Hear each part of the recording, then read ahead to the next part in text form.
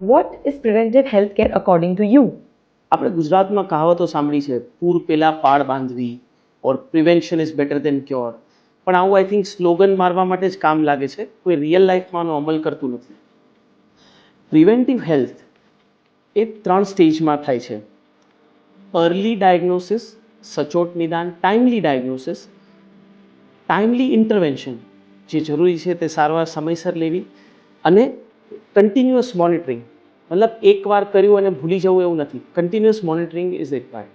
That is how a disease, એક રોગને તમે પ્રિવેન્ટ કરી શકો છો. હવે ઘણા લોકો મને એવો સવાલ પૂછે કે જો અમને તો રોગ ઓલરેડી થઈ ગયો છે, વી આર ઓલરેડી ડિઝીઝ, તો અમારે માટે હાઈગો બનેલું જ નથી શું?